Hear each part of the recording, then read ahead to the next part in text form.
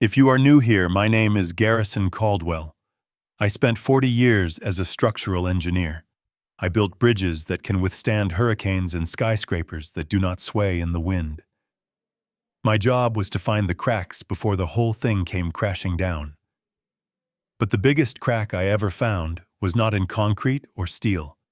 It was in my own bloodline. Before I tell you how I brought my brother to his knees without throwing a single punch, please hit that like button. It helps this old man share his truth. And tell me in the comments, have you ever had a family member lie to your face when they did not know you held all the cards? The phone rang at exactly 6 a.m. The sun was not even up over the horizon yet. The ringtone shattered the silence of my morning routine. I am a man of habit. Coffee black. Toast burnt. Silence. That is how I like it.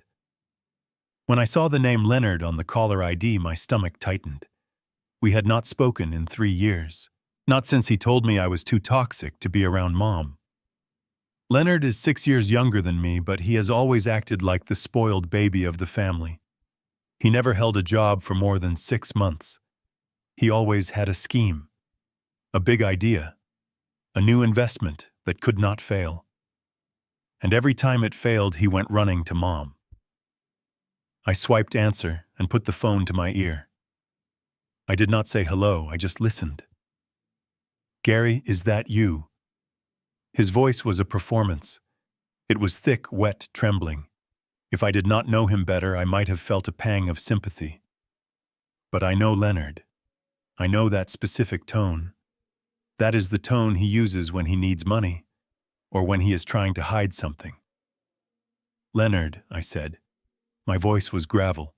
It was early. What do you want? He let out a long, shuddering breath. It sounded like he was standing in a wind tunnel. It is Mom, Gary. Oh God, it is Mom. She is gone. I stood perfectly still. My hand froze halfway to my coffee mug. For a second, the engineer in my brain tried to calculate the load of those words. Gone. Dead. The end of the structure. What happened, I asked. I kept my voice flat. It was last night, he sobbed. A stroke. Massive. It happened so fast, Gary. I was with her. I held her hand. She was in so much pain, but then she just slipped away. The paramedics said there was nothing they could do. He paused for effect. I could hear him blowing his nose. I am so sorry, Gary. I know you two were not close at the end. I know you abandoned us. But she loved you, even after you left. I felt the anger rising in my chest, hot and sharp. Abandoned, I sent checks every month. $4,000. Every single month for 20 years. That money paid for the roof over their heads. That money paid for the car Leonard drove. That money paid for the nursing aides Leonard fired because he said he could do it better. I did not say any of that.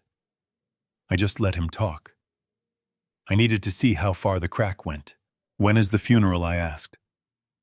Friday, Leonard said quickly. Too quickly. Today was Wednesday. That was less than 48 hours away. Friday. Why the rush, Leonard? It is what the coroner recommended, he stammered. Because of the state of the body, and Mom always wanted it quick. No fuss, just family. He took a breath and then his voice changed. The grief evaporated, replaced by something cold and hard. Listen, Gary. There is something else we need to discuss. I do not want to do this now, but time is tight. Mom did not leave a will, not a new one. But under Ohio state law, since I was her primary caregiver, and since I lived in the house with her for the last decade, the estate transfers to me. The house, the savings, the insurance, all of it. I leaned against the kitchen counter. I looked at the granite surface. Smooth, polished, cold.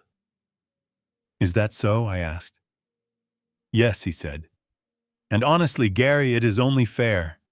I was the one changing her diapers. I was the one feeding her. You were, wherever you were. You get nothing. And frankly, you deserve nothing. I am doing you a favor by even calling you. You do not even need to come down here. I can handle the arrangements. I will send you the ashes later. I closed my eyes. I could picture him, standing in the hallway of our childhood home, probably wearing that silk robe he bought with my money, thinking he had won, thinking he was the smartest man in the room. He thought he was talking to a senile old man. He thought I was weak. But Leonard forgot one thing. I checked the foundations. I always check the foundations. You are right, Leonard, I said softly. You did so much. You sacrificed your life for her. I did, he said, his voice swelling with pride. I really did. And she died last night in her bed. Yes. Right here. In the master bedroom. It was peaceful in the end. I slowly opened my eyes and looked across the kitchen island. Sitting there in her favorite floral armchair that I had moved from the living room was a 94-year-old woman. She had silver hair that was perfectly brushed. She was wearing a soft blue cardigan. Her hands shook a little as she lifted a china teacup to her lips. She took a sip, set it down, and looked at me with clear, sharp eyes. Then she pointed at the TV screen where the morning news was playing and shook her head at the weatherman. My mother. Evelyn Caldwell. Alive. Breathing. Drinking Earl Grey tea. The woman Leonard said was dead. The woman he said he held while she took her last breath. A cold smile spread across my face. It was not a happy smile. It was the smile of a man who just found the structural failure that would bring the whole building down. Leonard had not just lied. He had committed a crime. He had declared a living woman dead. And if he was rushing a funeral for Friday, that meant he needed a death certificate fast. Why? Why would my brother, a coward by nature, take such a massive, dangerous risk, Gary? Are you still there? Leonard asked. He sounded nervous now. I am here, Leonard, I said. I looked at Mom. She smiled at me, innocent and unaware that her youngest son had just buried her in a shallow grave of lies. I took a sip of my black coffee. It was bitter. Just the way I like it. I understand, Leonard, I said. You are right. You deserve everything. The house, the money, all of it. I could hear him exhale. The relief was palpable through the phone line. Thank you, Gary. I knew you would be reasonable.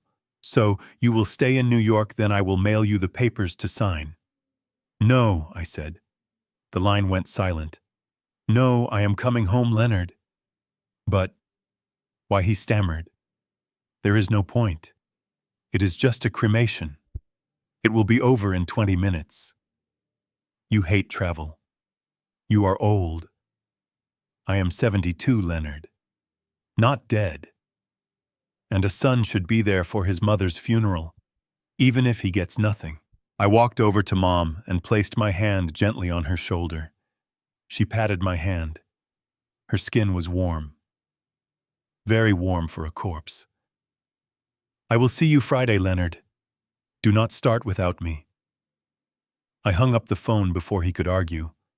I looked down at Mom. Who was that, dear? She asked. Her voice was frail, but it was there. That was Leonard, Mom, I said. Oh, she frowned. Is he asking for money again? I laughed. A dry, harsh sound. Something like that, Mom. Something like that. I went to the hallway closet and pulled down my old leather suitcase. I dusted it off. I had not used it in years. I packed 3 black suits. I packed my polished dress shoes. And then from the safe in the back of the closet, I took out a file folder. Inside were bank statements, property deeds, and a power of attorney document signed 3 years ago. Leonard thought he was the player. He thought he was the house. But he did not know I had already rigged the game. I was going to Ohio. I was going to attend a funeral. But it was not going to be my mother's. If Leonard wanted a tragedy, I would give him one. But I was the engineer, and I was about to bring his whole world crashing down. I pulled the zipper of my suitcase closed. It made a sharp, rasping sound that cut through the quiet hum of the apartment. On the sofa, Mom was humming a tune I did not recognize. She was watching a commercial for dog food on the television. She pointed a trembling finger at the screen. "Look, Gary. That looks just like Buster." She smiled, her eyes crinkling at the corners. Buster was the golden retriever we had when I was in high school. He had been dead for 30 years. I smiled back at her as I folded a crisp white shirt. "It does, Mom. It looks just like him." She went back to sipping her tea, content in her own world. Watching her sit there, safe and warm in her blue cardigan, you would never guess the hell she had been through just 3 days ago. You would never guess that 72 hours ago, this woman who raised 2 sons and taught Sunday school for 40 years was known only as Jane Doe No. 4 at a state shelter 200 miles from her home. My hands shook slightly as I smoothed the fabric of my suit. The rage was still there, sitting heavy in my chest, like a block of concrete. I remembered the call from the social worker on Tuesday. She had sounded tired. She asked if I was Garrison Caldwell. She said they had found an elderly woman wandering near a highway rest stop in West Virginia. No ID, no purse, just a confused old woman wearing a nightgown and one slipper. She could not remember her name, but she kept repeating my name. Garrison. Garrison. I drove 6 hours that night. I broke every speed limit on the interstate. When I walked into that shelter, the smell of bleach and unwashed bodies hit me like a wall. And there she was, sitting on a metal cot wrapped in a coarse gray blanket. She looked so small. She looked discarded. Like a piece of furniture someone had left on the curb because it took up too much space. The nurse told me they found her dehydrated and sunburned. I knew instantly who had done this. Leonard. My brother did not just kick her out. He drove her across state lines. He drove her far enough away that he thought she would never find her way back. He dumped her like an unwanted stray dog and then drove home to sleep in her bed. He probably thought she would die out there. Or maybe he just thought she would get lost in the system, another anonymous tragedy that no one would investigate. He erased her identity so he could steal her life. I looked at Mom again. She was safe now. But the image of her in that shelter shivering and calling my name burned in my mind. It was the fuel that would power everything I was about to do. I was not just going to the funeral to expose a liar. I was going to destroy a monster. My phone buzzed on the kitchen counter, vibrating against the marble. I knew who it was before I even looked. Leonard. He was getting impatient. I picked it up. "Gary," he said. He sounded out of breath like he had been running. "I am packing, Leonard. I told you I am coming." "Yeah, that is great," he said, but his voice was tight. "Listen, I just sent you an email. It is a link to a digital document service. I need you to open it and electronically sign the waiver, right now, before you get on the plane." I frowned, holding the phone away from my ear for a second. The desperation in his voice was thick enough to choke on. "Why the rush, Leonard?" I asked. "I am catching a flight in 3 hours. I can sign everything when I land. We can do it over dinner." "No," he snapped. Then he caught himself and lowered his voice, trying to sound reasonable. "I mean, we can't wait. The funeral home is giving me a hard time. The medical examiner needs the release forms signed by all next of kin before they can process Mom. It is a health code thing, because she passed at home. They cannot embalm her or even dress her until the legal status is clear. Do you want Mom lying on a metal table in a body bag for 2 more days?" I gripped the phone tighter. The lie was disgusting. He was using the image of our dead mother's body to manipulate me. He was banking on my guilt. He thought I would be so horrified by the idea of Mom being mistreated that I would sign anything just to give her dignity. That sounds unusual, Leonard, I said calmly. I have handled estates before. I have never heard of a coroner needing a property waiver to process a body. It is a new law, he said quickly. A county ordinance. Look, Gary, do not be difficult. Just click the link. It takes 5 seconds. Do it for Mom, please. I walked over to the window and looked out at the city skyline. I could see the reflection of Mom in the glass behind me. She was trying to get the last drop of tea out of her cup. I am looking at the email now, I lied. Good, Leonard said. Just scroll to the bottom. Click the box that says you waive all claims to the estate and authorize me as the sole executor. Once you click that, they can start preparing her for the viewing. He was sweating. I could hear it. He was terrified that if I showed up in person, I might ask to see the body. Or worse, I might talk to the neighbors. He needed that legal title transferring the house to him before I set foot in Ohio. Once he had the deed, he could sell the house or borrow against it immediately. He probably had a loan shark breathing down his neck right this second. I am having trouble with the link, Leonard, I said. My internet is acting up. Try it again, he urged. Refresh the page. Use your data. I did not touch the screen. I just let the silence stretch out. I wanted him to suffer. I wanted him to feel the walls closing in. It is not working, Leonard. It says the server is down. Damn it, he hissed. I heard something shatter in the background, like he had thrown a glass against the wall. What was that noise? I asked innocently. Nothing, he said. Just dropped a plate. I am stressed, Gary. I have not slept. I am grieving alone here. I know, I said. It must be hard. Being there in that big house all by yourself. It is, he said. It is empty without her.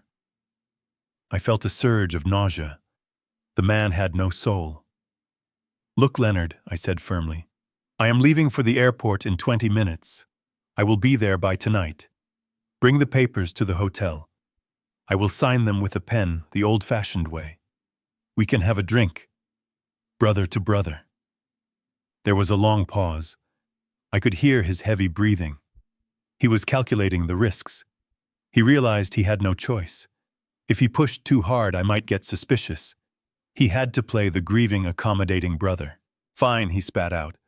But do not blame me if the viewing is delayed. Do not blame me if Mom looks not like herself.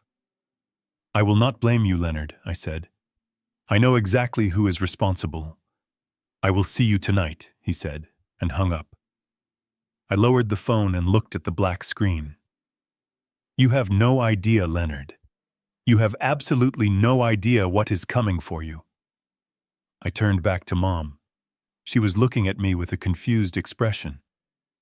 Was that Leonard? She asked again. Yes, Mom, I said softly. He is a bad boy, she whispered. She looked down at her hands. He took me for a drive. He said we were going for ice cream, but we drove for a long time. And then he told me to get out and look at the flowers. And he drove away. I walked over and knelt beside her chair. I took her fragile hands in mine. Her skin was paper thin. I know, Mom. I know. But he can never hurt you again. She looked at me, her eyes suddenly clear and sharp, the fog lifting for a brief second. Make him pay, Gary, she said. I squeezed her hands. I promise, Mom. I am going to take everything from him. I stood up and closed the suitcase. The latch clicked shut with a sound like a gun being cocked. I put on my suit jacket and checked my reflection in the mirror. I did not look like a retired engineer. I looked like a man going to war. I grabbed my keys and the folder of evidence. Come on, Mom, I said. Let's go get some ice cream. And then we are going to crash a funeral. She smiled, the fear gone from her face. I like strawberry, she said. I picked up my suitcase and opened the door. The game had begun, and Leonard was already losing, he just did not know it yet. I checked Mom into the Grandview Hotel suite. It was the kind of place Leonard would have killed to stay in with marble floors and room service that cost more than his car payment. I made sure the private nurse was settled in a sturdy woman named Brenda, who I had hired through an agency on the drive down. I told Brenda that under no circumstances was anyone to enter that room. Not housekeeping, not management, and certainly not any family members. She looked at the grim expression on my face and simply nodded. She knew a security detail when she saw one. Once Mom was safe watching her favorite game show and eating a club sandwich, I walked out to the rental car. The sun was starting to set, casting long, bruised shadows across the parking lot. It was time to go home. The drive to the old neighborhood felt like navigating a minefield of memories. Every corner held a ghost. The park where Dad taught me to throw a baseball. The diner where Leonard used to steal tips off the tables until I caught him. But as I turned onto Elm Street, the nostalgia evaporated, replaced by a cold, hard knot in my stomach.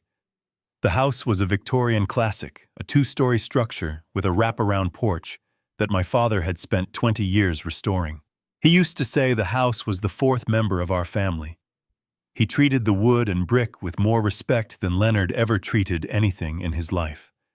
I pulled up to the curb and killed the engine. The silence inside the car was deafening, but outside it was a circus. The lawn, usually manicured to perfection, was trampled. There were no black wreaths on the door.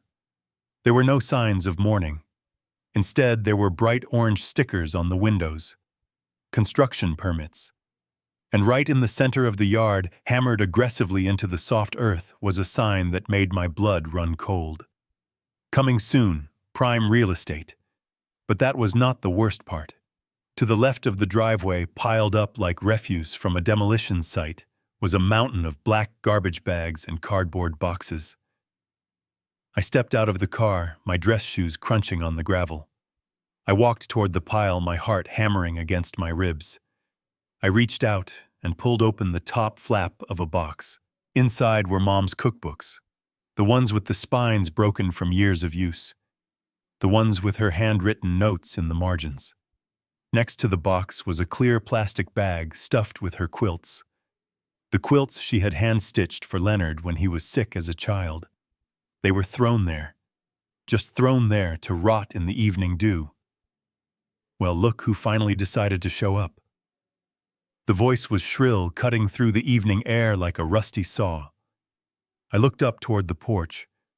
Standing there, holding a clipboard and a glass of white wine, was Beatrice, my sister-in-law. She was wearing a tight pink tracksuit that looked ridiculous on a woman of her age, and her hair was dyed a shade of blonde that did not exist in nature. She didn't look like a woman who had just lost her mother-in-law. She looked like a woman who had just won the lottery. "Hello, Beatrice," I said. My voice was steady. "I am here to see Leonard." She laughed, a harsh barking sound. She took a sip of her wine and walked down the steps, blocking my path to the front door. She looked me up and down, her eyes lingering on my suit, assessing its cost. "Leonard is busy," she sneered. "He is inside meeting with the contractors. We have a lot of work to do to get this dusty old museum ready for the market. Not that you would care. You only show up when you smell money, don't you, Gary?" I looked past her at the open front door. I could hear music playing inside. Upbeat pop music. Not exactly a funeral dirge. I came for the funeral, Beatrice, and to pay my respects to Mom. She rolled her eyes so hard I thought they might get stuck. "Save the act for the neighbors, Gary. We all know why you are really here. You heard the house was going to Leonard, and you came running back to see if you could get a piece of the pie. Well, I have news for you. You are too late. The waiver is as good as signed, and Leonard is the sole owner." She took a step closer, invading my personal space. I could smell the cheap Chardonnay on her breath. "We are not keeping any of this junk," she said, gesturing vaguely at the house. "We are selling it all. the furniture, the dishes, everything. We are moving to Florida, Gary. Boca Raton. We put the deposit down on a villa this morning. Oceanfront, gated community. No more winters. No more changing diapers for a senile old woman. We are finally going to live the life we deserve. I looked at the pile of trash again. So you are throwing her things away before she is even buried? Beatrice shrugged. Why wait? It is just clutter. Leonard wants a fresh start. And frankly, having all this old crap around is depressing. We need to stage the house for the open house next week. We are listing it for $2.5 million. The market is hot. $2.5 million. That was the number. That was the price tag they had put on my mother's life. They had stripped her of her dignity, dumped her in a shelter, and declared her dead, all for a condo in Boca Raton. I looked Beatrice in the eye. You seem very confident, Beatrice. I am, she smirked. Because I know how this works. Leonard has the power of attorney. He has the deed. And you have nothing. You are just a bitter old man who lives alone. So why don't you get back in your little rental car and drive back to the airport? We don't want you here. You bring down the property value. She turned her back on me and started walking back up the stairs, her hips swaying with exaggerated arrogance. I did not follow her. Not yet. I looked down at the grass near my feet. Something caught my eye. Half buried under a bag of old clothes was a picture frame. The glass was cracked. I bent down and picked it up, brushing off the dirt. It was a photo from 30 years ago. It was taken on this very porch. Mom was sitting in the middle, smiling that warm, gentle smile. Dad was standing behind her. I was on the left, looking serious even then. And Leonard was on the right, laughing. We looked like a family. Beatrice stopped at the top of the stairs and looked back down at me. Put that down, she yelled. I told the movers to clear the yard. That is trash. Leave it where it belongs. I looked at the crack running through Mom's face in the photo. I ran my thumb over the fractured glass. It belongs to me now, Beatrice, I said quietly. She scoffed. Take it. It is worthless anyway. Just like your claim to this house. She slammed the front door shut, the sound echoing like a gunshot across the quiet street. I stood there for a long moment holding the broken picture. The wind picked up, rustling the plastic bags filled with my mother's life. I looked at the house. I looked at the structural beams I knew were behind those walls. I knew exactly where the load-bearing walls were. I knew exactly where the weak points were. Beatrice and Leonard thought they were building a new life on a foundation of money. They didn't realize they were standing on a sinkhole. I took out my phone and snapped a picture of the trash pile. I took a picture of the construction permit. I took a picture of the coming soon sign. Then I carefully placed the photo of Mom inside my jacket pocket, right next to my heart. Enjoy the villa in Florida. Beatrice, I whispered to the closed door, because by the time I am done with you, you won't even be able to afford a tent. I turned around and walked back to the car. I did not look back. I had seen enough. The reconnaissance was over. It was time to start the demolition. I walked up the porch steps of the house that my father had built with his own 2 hands. The wood groaned under my weight, a sound I had known since childhood, but tonight it sounded like a warning. The front door was unlocked. I pushed it open and stepped into the foyer. Immediately, the air inside assaulted me. It did not smell like lavender and old books, which was the scent of my mother.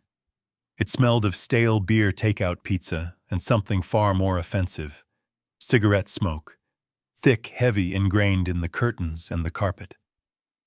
My mother had severe asthma. For 40 years, no one was allowed to smoke within 100 feet of this house. Dad had quit cold turkey the day she was diagnosed. Seeing an ashtray overflowing with butts right there on the hallway table told me everything I needed to know about how Leonard had been caring for her. He had turned her sanctuary into a dive bar. Leonard appeared from the kitchen. He was wearing a rumpled dress shirt with sweat stains under the arms. His eyes were darting around bloodshot and wide. He looked like a man who had been awake for days, fueled by caffeine and panic. When he saw me, he flinched, as if he expected me to hit him. "Gary," he breathed out. "You are here." "I am here, Leonard," I said, keeping my voice low and devoid of emotion. I walked past him into the living room. It was a disaster zone. The antique coffee table was covered in rings from wet glasses. There were decks of cards scattered on the floor and a half-empty bottle of bourbon sitting on the mantel next to Dad's urn. It looked like a poker game had ended in a hurry. "Where is she?" I asked. Leonard rushed in front of me, cutting off my path to the hallway that led to the master bedroom. "She is in her room," he said quickly. "But you cannot go in there." I stopped and looked him in the eye. He was trembling. Not with sorrow, but with the jittery energy of a liar who is losing control of the narrative. "She is my mother, Leonard," I said. "I flew 500 miles to say goodbye. I want to see her." "No," he said, holding up his hands. "Gary, listen to me. You do not want to see her. Not like this." "Why?" I asked, taking a slow step forward. He swallowed hard, his Adam's apple bobbing in his throat. "It was the fall," he stammered. "When she had the stroke, she fell. She hit her face on the corner of the nightstand. It is bad, Gary. It is really bad. Her face, it is disfigured. There is a lot of bruising, swelling. The doctor said it would be traumatizing for you to see her. He recommended a closed casket for a reason." I stared at him. The audacity of the lie was breathtaking. He was not just killing her off. He was mutilating her memory to cover his tracks. He was inventing horrific injuries for a woman who was currently sitting in a hotel room watching Jeopardy and eating a club sandwich. I felt a surge of violence rise in my gut, a primal urge to grab him by the throat and drag him to the hotel to show him his own mother. But I pushed it down. I needed him to think I was weak. I needed him to think I was the same passive older brother he had always manipulated. I looked down at the floor, feigning shock. "Is it that bad?" I whispered. "It is worse," Leonard said, his voice dropping to a conspiratorial whisper. He thought he had hooked me. "Trust me, Gary.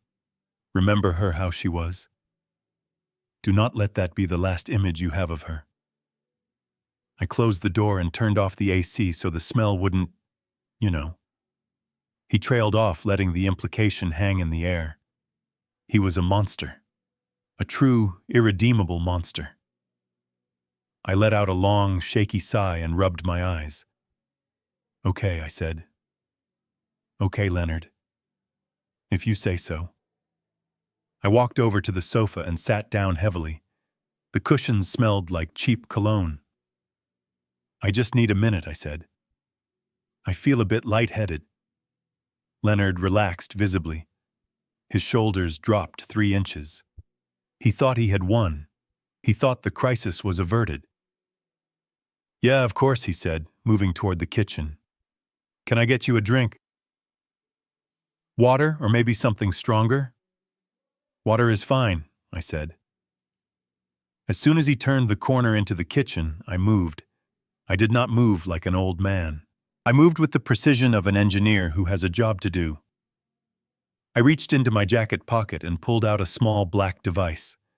It was a high-powered audio transmitter, no bigger than a quarter. I had bought it from a private security firm in New York years ago for a site inspection, and it had been sitting in my desk drawer ever since. I leaned forward and felt under the lip of the heavy oak coffee table. My fingers found a rough patch of wood. I peeled the backing off the adhesive and pressed the device firmly against the underside of the table. It was invisible unless you were lying on the floor. I sat back up and smoothed my tie just as Leonard walked back in with a glass of tap water. The glass was dirty. There was a smudge of lipstick on the rim.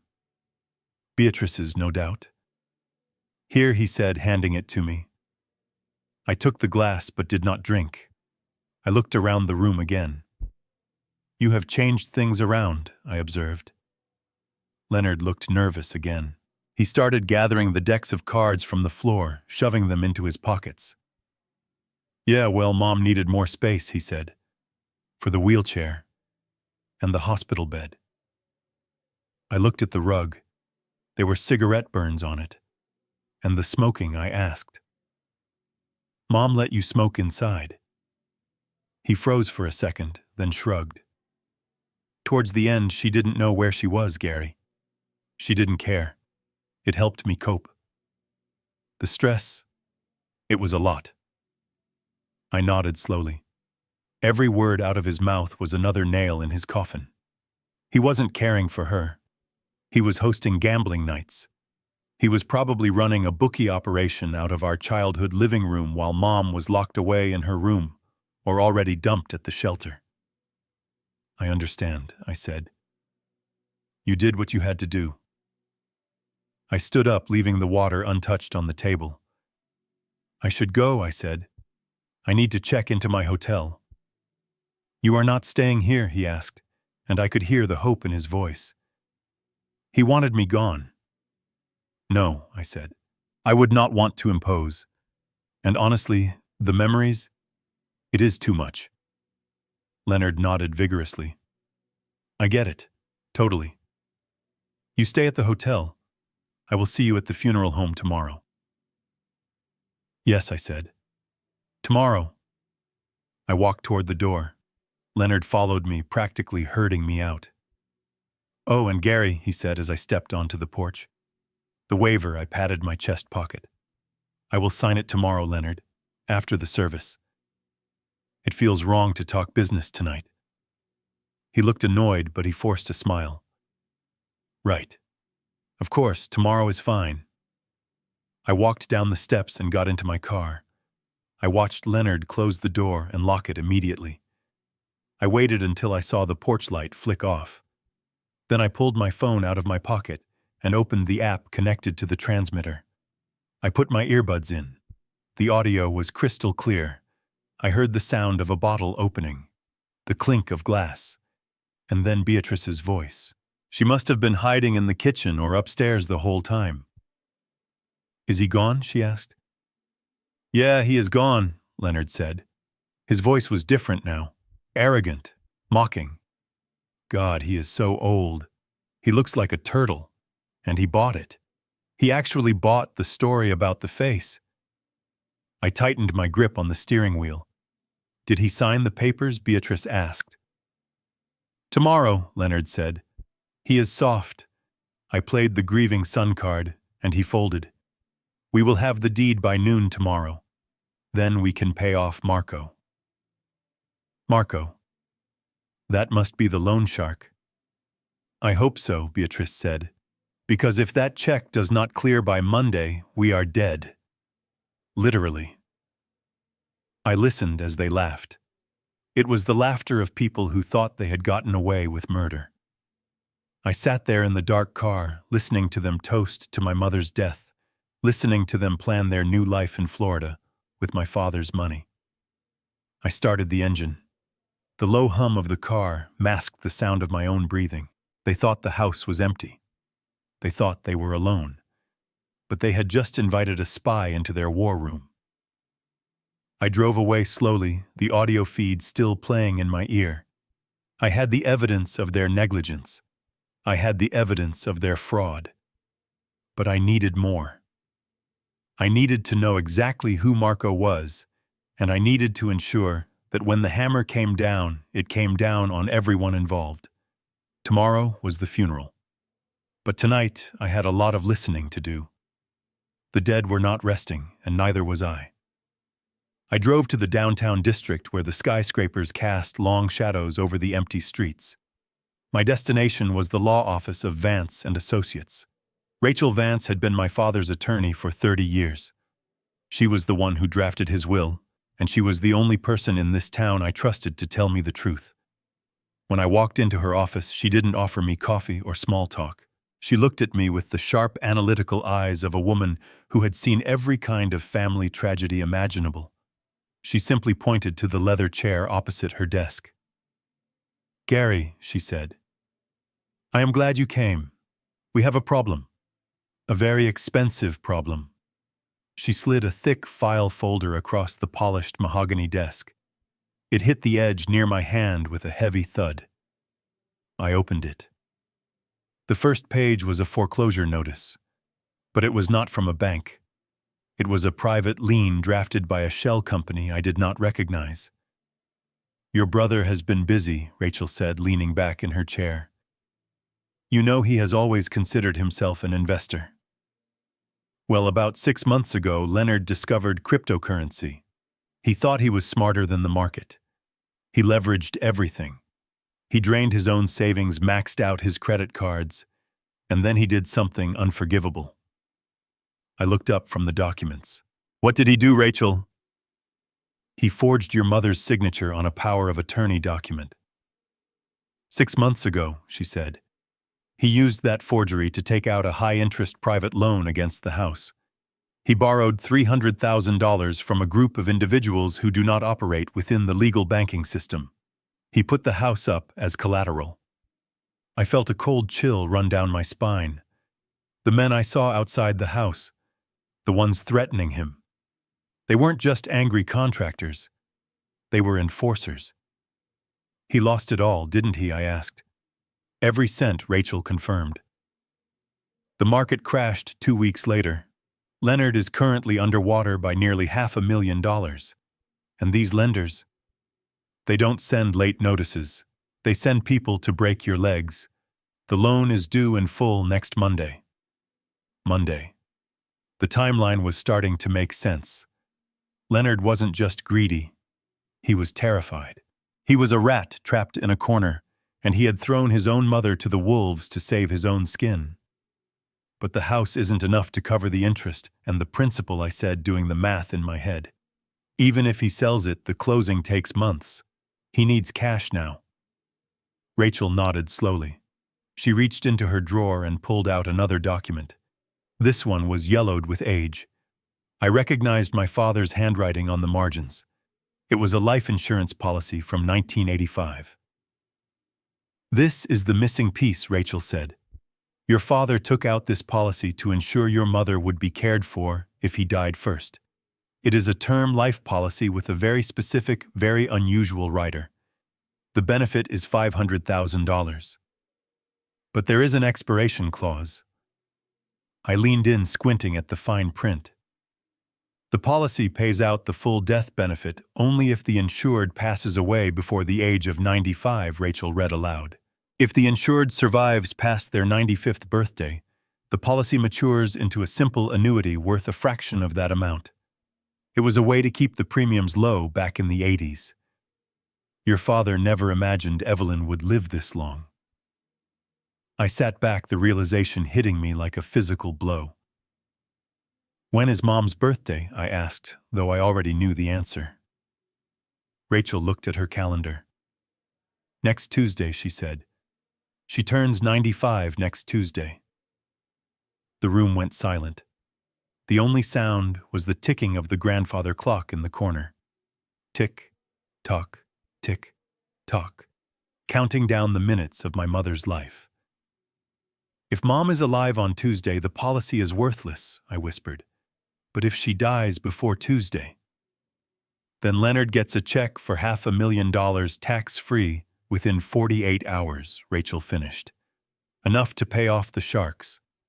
Enough to save his own life." I closed the file folder. My hands were shaking, not with fear, but with a rage so intense it felt cold. Leonard wasn't just waiting for nature to take its course. He had engineered a timeline. He had taken Mom to that shelter and dumped her there, hoping the stress and the elements would kill her. He needed her dead before Tuesday. And when the shelter called me instead of the morgue, he had to improvise. He had to declare her dead anyway. He had to fake the death certificate, rush the cremation, to destroy the evidence and claim the insurance money before the clock struck midnight on Monday. "He is trying to beat the clock," I said. "He is not grieving. He is racing against an expiration date." Rachel took off her glasses and rubbed the bridge of her nose. Gary, if he has gone this far, if he has falsified legal documents and involved loan sharks, he is dangerous. He has nothing left to lose. If he finds out Evelyn is still alive, he will finish the job, I said. Rachel didn't argue.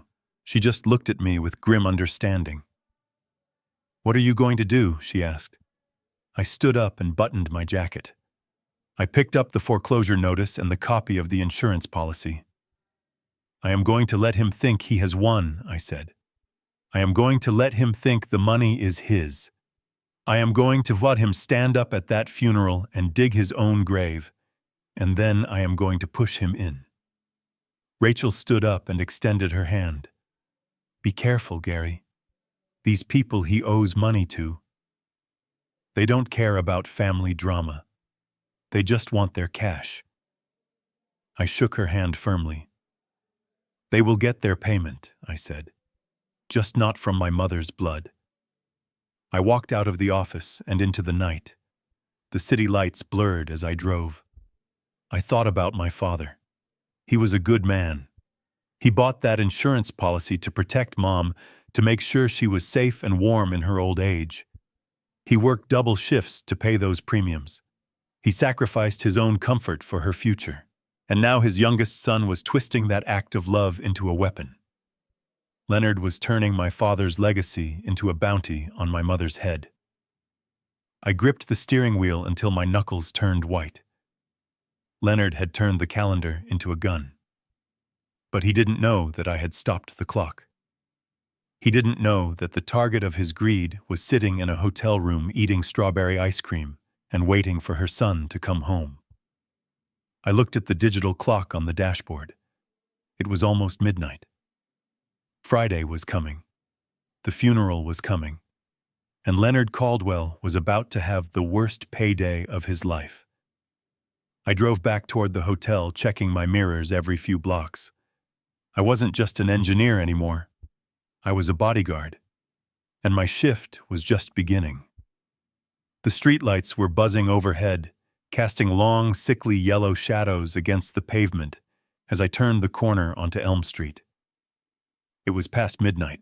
The neighborhood was asleep, the kind of deep suburban silence that usually only gets broken by a stray dog barking or the wind rustling the oak trees. But as I approached the house, I saw something that did not belong.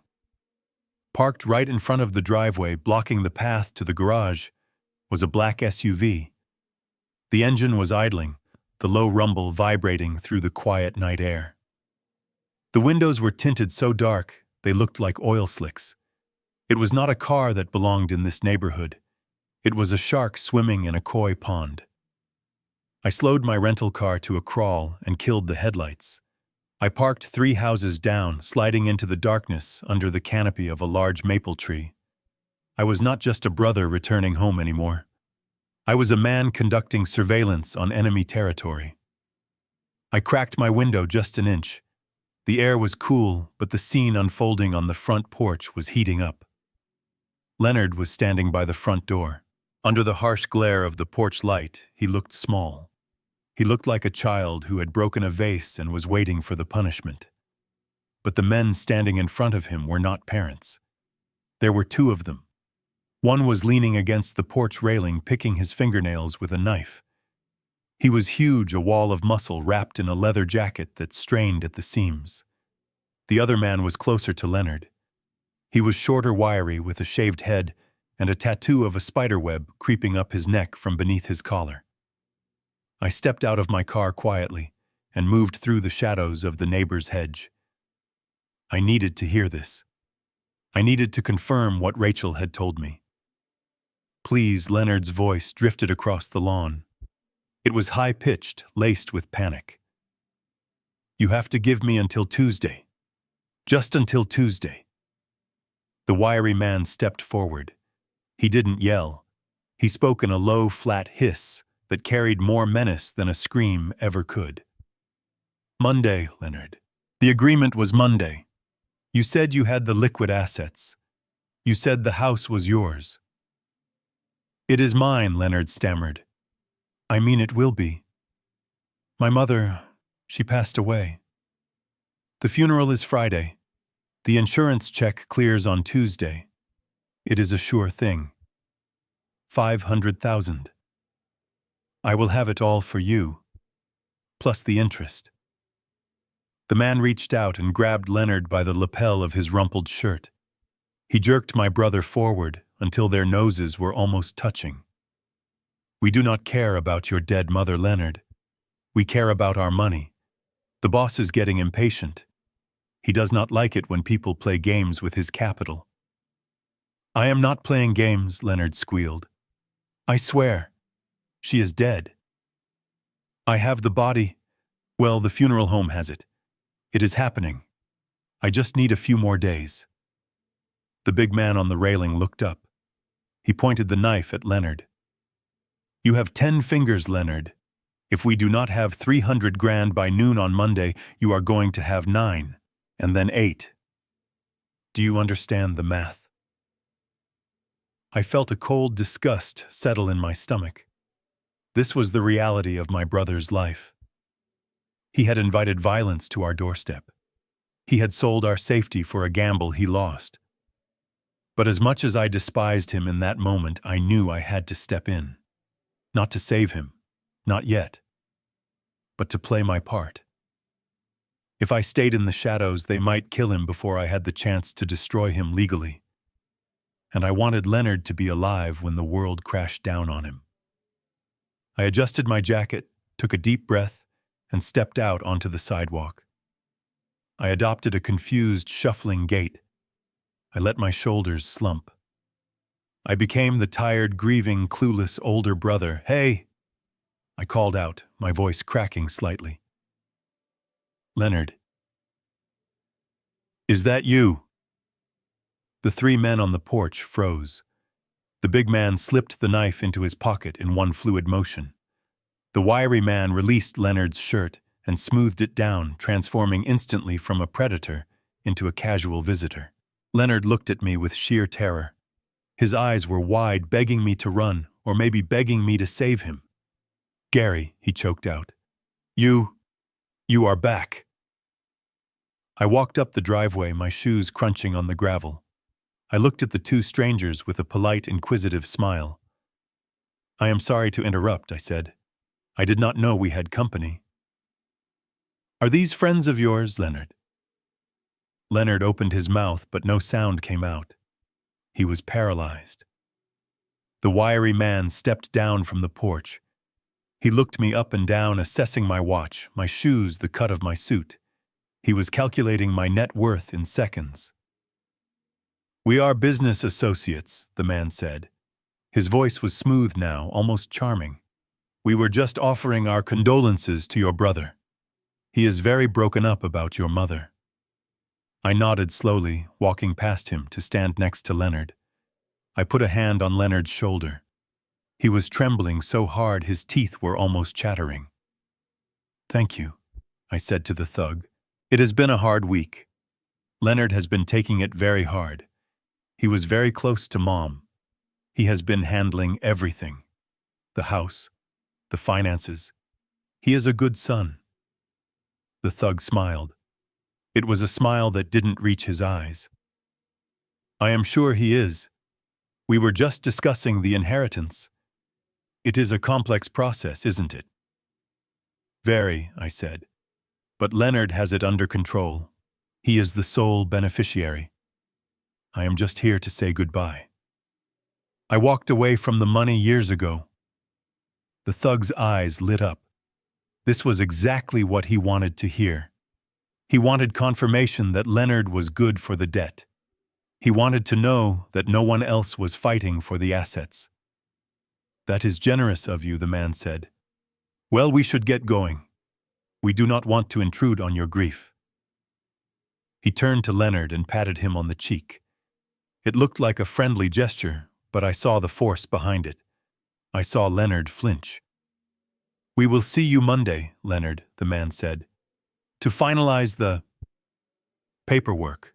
Monday, Leonard whispered. Yes, Monday. The 2 men walked down the driveway, their movements synchronized and silent. They got into the black SUV. The engine roared to life and the car peeled away, disappearing into the night. Leonard sagged against the doorframe. He looked like he was about to vomit. He slid down until he was sitting on the dirty porch floor, his head in his hands. "Who were they really, Leonard?" I asked.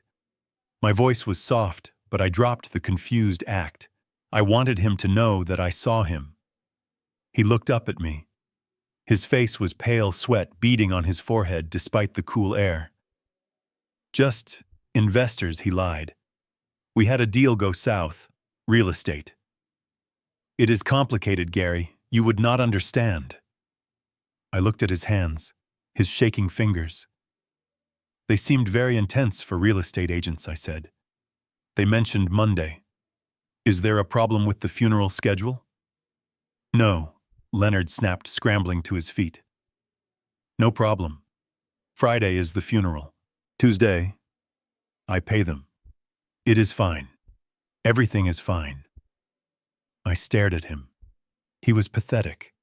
He was standing on the edge of a cliff, and instead of asking for a rope, he was trying to convince me the view was nice. "Good," I said, "because I want Mom's send-off to be perfect. She deserves the best." "She will get it," Leonard muttered, wiping his face with his sleeve.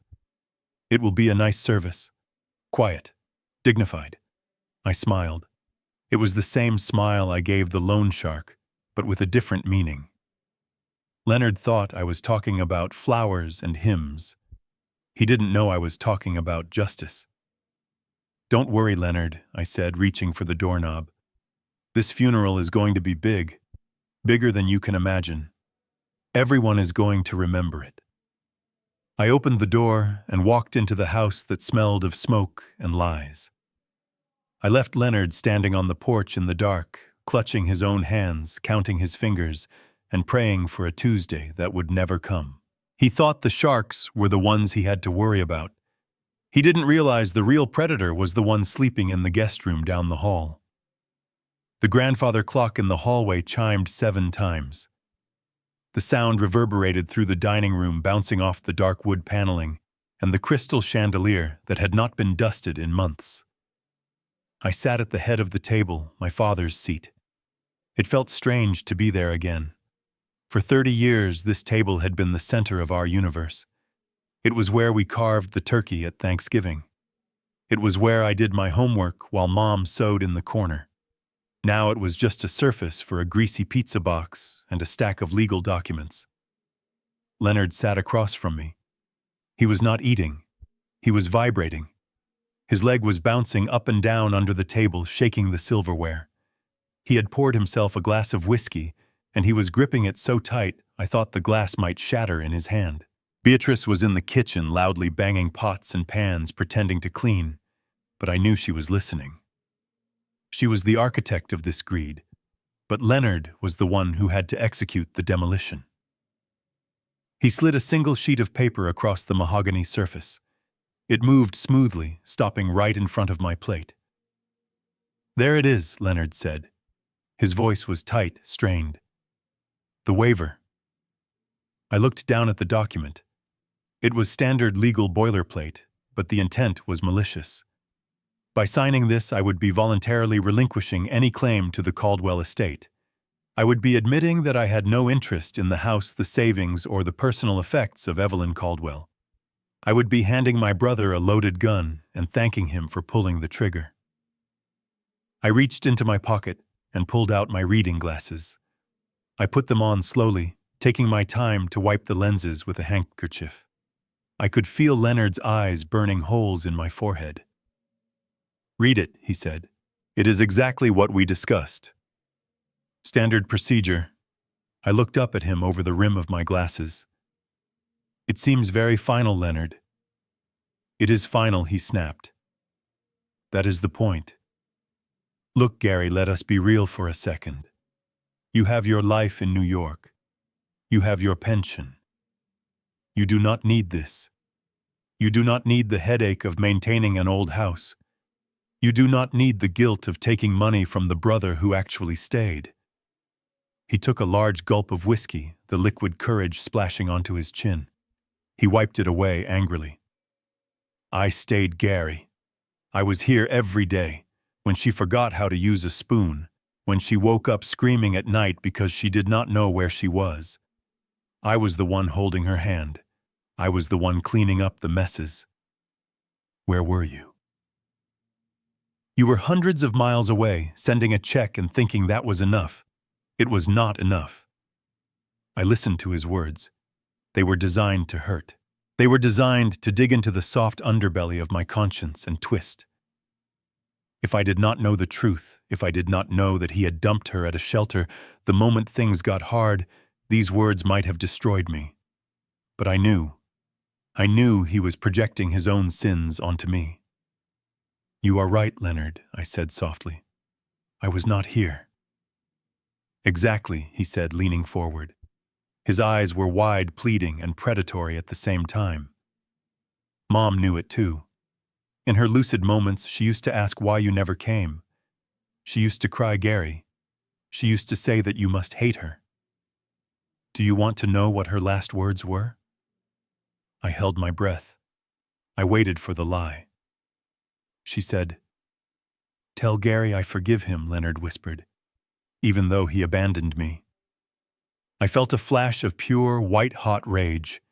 It took every ounce of my discipline not to reach across the table and strike him. He was using the voice of a woman he tried to kill to manipulate me into signing away her safety. It was the lowest thing I had ever witnessed a human being do. I looked down at the paper so he would not see the fire in my eyes. I picked up the pen he had placed next to the document. It was a cheap plastic pen chewed at the end. I want to do what is right by Mom, I said, my voice trembling. I made sure to make my hand shake as I hovered the pen over the signature line. Leonard stopped breathing. He leaned in closer, his entire body tense like a coiled spring. Do it, Gary. Do it for her. Let her rest in peace. Do not make her spirit watch us fight over money. I touched the tip of the pen to the paper. A tiny dot of ink appeared. Leonard's eyes lit up.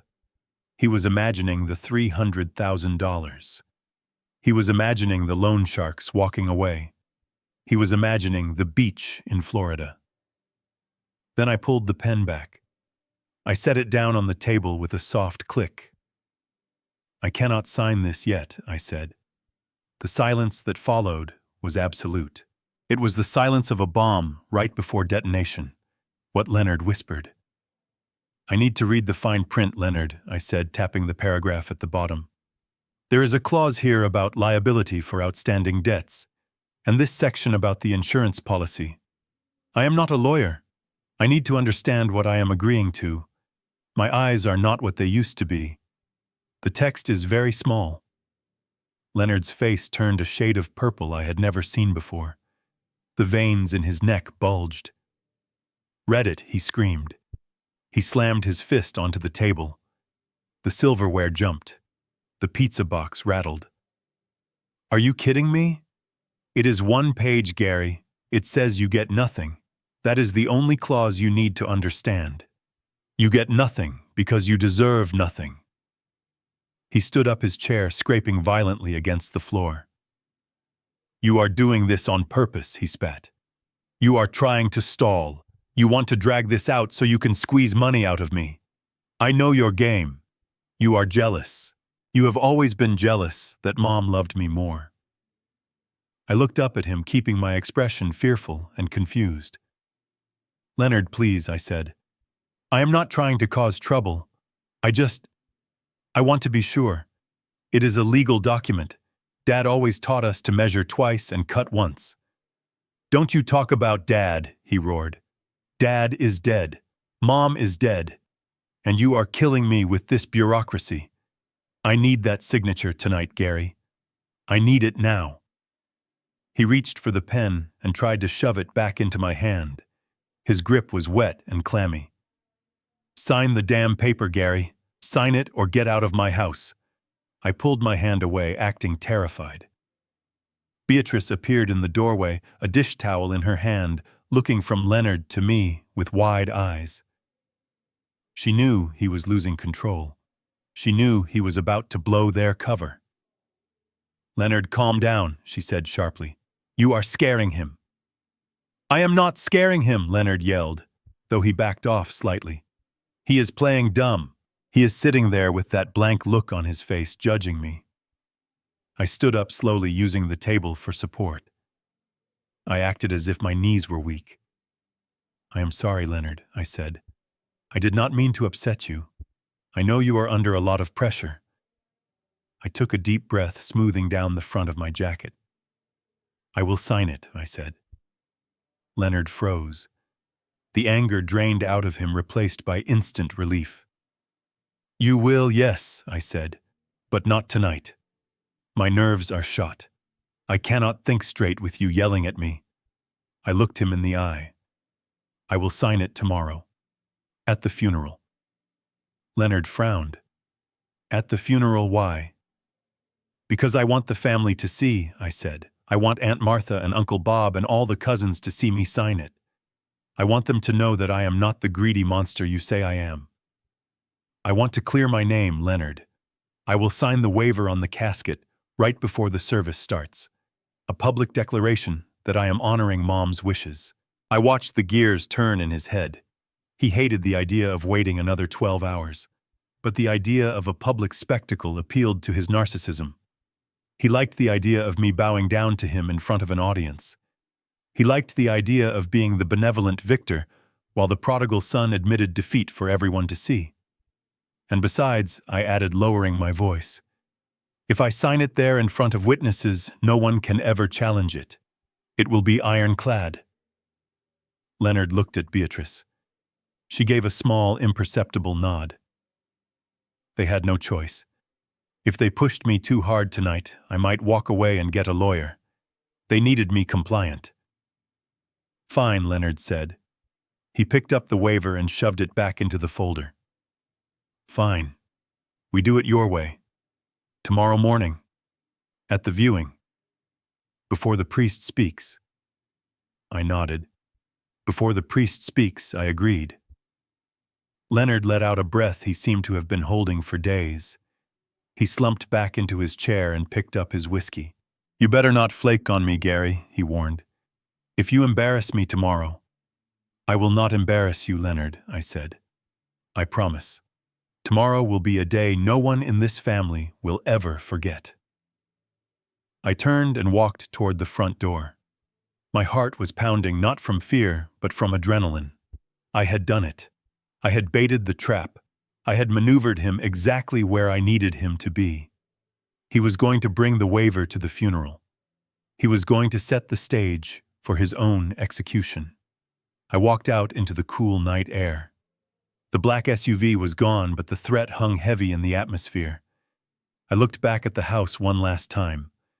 I could see Leonard through the window, pouring another drink, laughing at something Beatrice said. They were celebrating. They thought they had bullied the old engineer into submission. I got into my car and drove back toward the hotel where my mother was waiting. I needed to get a good night's sleep. I needed to be sharp. Tomorrow I wasn't just building a bridge. I was dropping the hammer. And when it fell, it was going to shatter Leonard's world into a million irreparable pieces. I parked my rental car outside the brick building that housed the county sheriff's department. The morning sun was hiding behind a thick layer of gray clouds threatening rain. It was fitting weather for what I was about to do. I walked inside, the smell of floor wax and old coffee hitting me instantly. I didn't need to ask for directions. The man sitting behind the glass partition in the corner office was Jim Miller. 50 years ago, he was the quarterback of our high school football team, and I was the offensive tackle who kept him from getting crushed. Now he was the chief of police, and I was about to ask him to run one last play with me. Jim looked up as I entered. His face was lined with age, but his eyes were still sharp. He stood up and shook my hand, a firm grip that hadn't weakened over the decades. We didn't waste time on pleasantries. I told him everything. I laid out the timeline. I showed him the foreclosure notice. I showed him the insurance policy. And then I took out my phone and played the audio recording I had captured from under the coffee table the night before. We sat in silence as Leonard's voice filled the small office, bragging about the money, mocking my mother's memory, and admitting to the fraud. I watched Jim's jaw tighten. When the recording ended with Beatrice laughing about the vacation in Florida, Jim slammed his hand on the desk. "This isn't just fraud," Jim said, his voice low and dangerous. "This is elder abuse. It is kidnapping. If he falsified a death certificate, that is a felony on a federal level." I nodded. I knew the law, but I needed more than an arrest. I needed a public execution of his character. I needed to make sure that when he went down, he stayed down, and that the loan sharks saw it happen, so they would know the money was gone forever. "I need you at the funeral home, Jim," I said.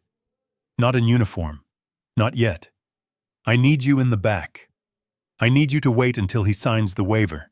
I need him to commit the final act of fraud in front of witnesses."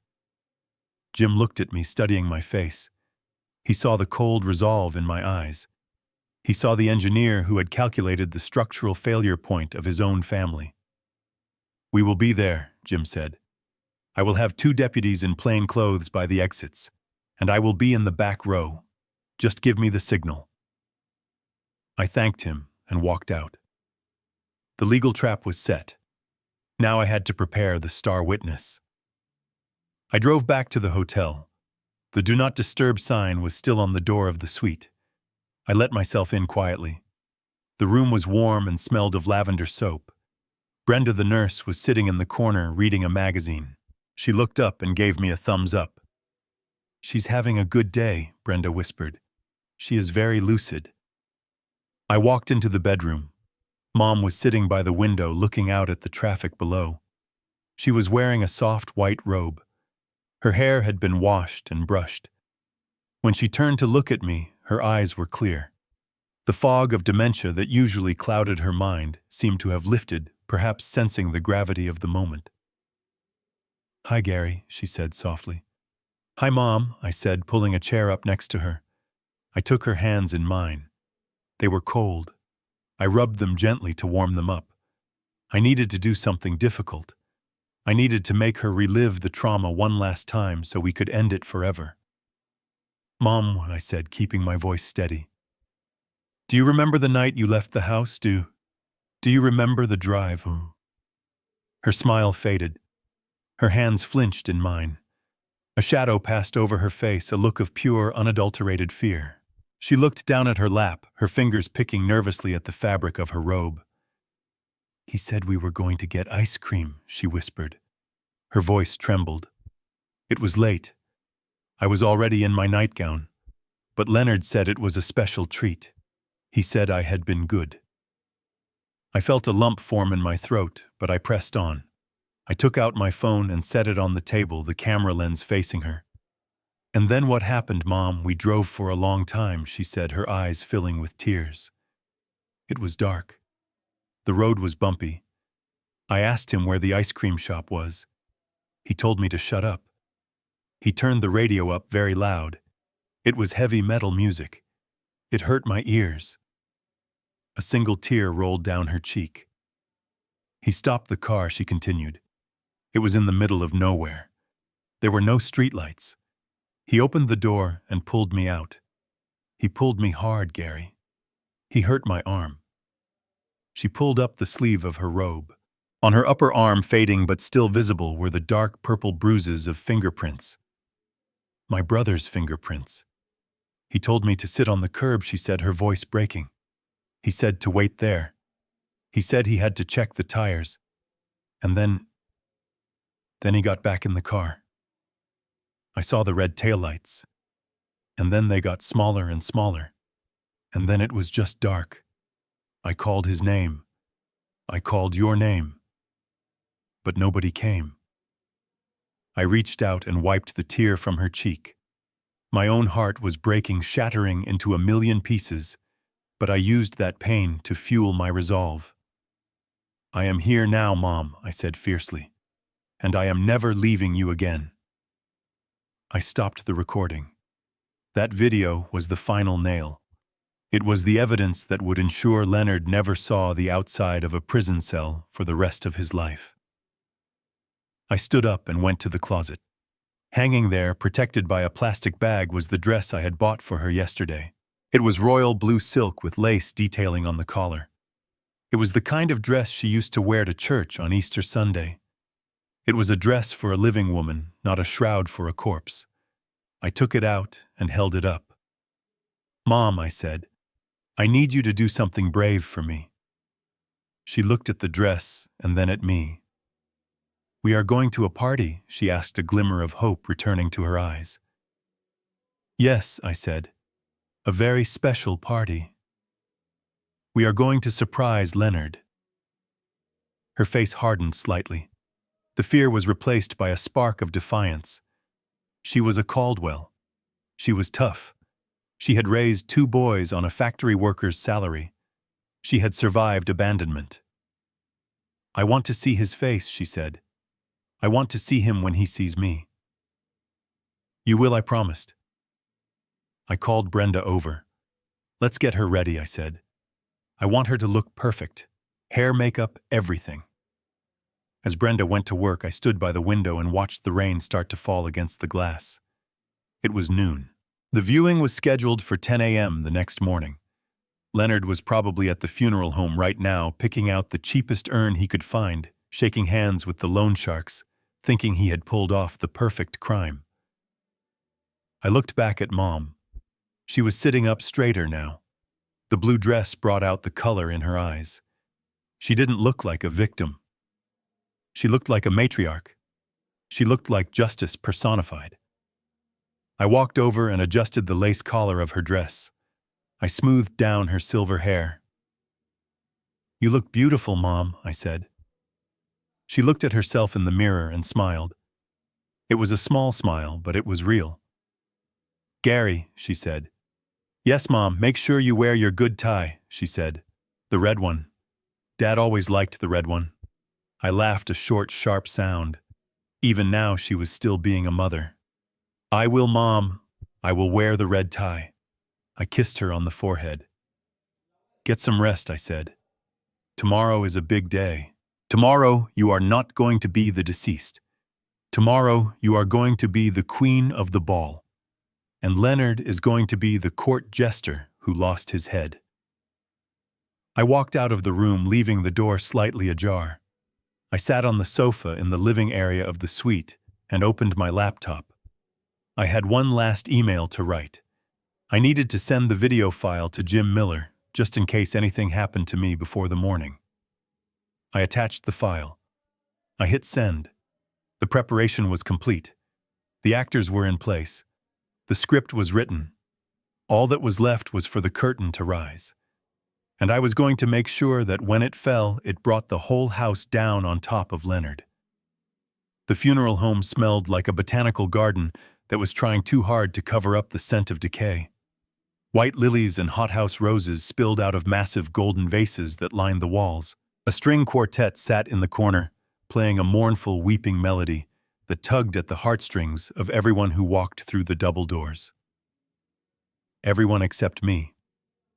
I knew exactly how much this display cost. I also knew that the credit card used to pay for it was maxed out, and the check for the musicians was going to bounce on Monday morning. Leonard had staged a royal send-off for a woman he had thrown away like garbage. It was grotesque. It was a theater production, and he had cast himself as the tragic hero. I walked down the center aisle of the viewing room. The carpet was thick and plush, swallowing the sound of my footsteps. The room was already filling up. Leonard had clearly called in every favor and guilt-tripped every distant relative to ensure a full house. There were cousins I had not seen since high school. There were neighbors from the old block who brought casseroles and condolences. And right in the front, sitting like a vulture in a black veil, was my Aunt Martha. She had always been critical of me, even when I was a child. Today she looked at me with open hostility. As I passed her pew, the whispering began. It started as a low murmur, like the buzzing of angry bees, and then it grew louder. I could hear snippets of their judgment floating in the air. "That is him. That is the brother who left. He did not even come home when she got sick. Leonard did everything. Look at him walking in here like he owns the place.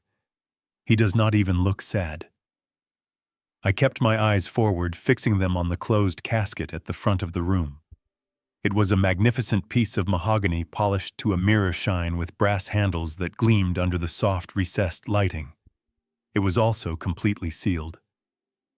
Leonard had told everyone the lie about the fall, about the disfigurement. He had painted a picture of a horrific accident to hide the fact that the box was empty. Or maybe he had filled it with sandbags to give it weight. The thought made my stomach turn, but I did not let it show on my face. I kept my expression neutral, cold, detached. To them, I was the heartless engineer who treated death like a math problem. To me, I was the dam holding back a flood that was about to drown them all. I reached the front row and sat down in the seat reserved for the immediate family. It was just me and the empty space where Leonard should be. He was currently standing near the entrance, shaking hands, accepting hugs, and playing the role of the devastated son to perfection. He looked exhausted, his shoulders slumped, his eyes of Hamam's red-rimmed. Whether the redness was from crying or from the whiskey he drank last night, only I knew the truth. Beatrice was seated across the aisle, surrounded by a group of women from the church auxiliary. She was putting on a performance that would have made a soap opera actress jealous. She was dabbing at her dry eyes with a lace handkerchief, heaving dramatic sighs that shook her entire body. Every time someone approached her, she would wail softly about how much she was going to miss Mom, about how she had cared for her like her own flesh and blood. It took every ounce of my self-control not to stand up and scream. This was the woman who had called my mother a burden. This was the woman who had laughed about selling the house and moving to Florida while listening to my brother plan fraud. I sat perfectly still, my hands folded in my lap. I did not cry, I did not sniffle, I did not look for comfort. I stared at the casket, imagining my mother sitting in her hotel room right now watching the live feed I had set up on a private link for the police chief. Yes, Jim Miller was here. I had seen him slip in through the side door a few minutes ago, dressed in a dark suit that blended into the shadows. He gave me a barely perceptible nod before taking a position near the back exit. His deputies were stationed outside. The trap was armed. A shadow fell over me. I looked up to see Uncle Bob standing there. He was my father's younger brother, a man who had always been easily swayed by Leonard's charm. His face was red with suppressed anger. "You have a lot of nerve showing up here, Gary," he hissed, leaning down so only I could hear. I looked at him calmly. "It is my mother's funeral, Bob. I have every right to be here." "You lost that right years ago," he spat. "Leonard told us everything.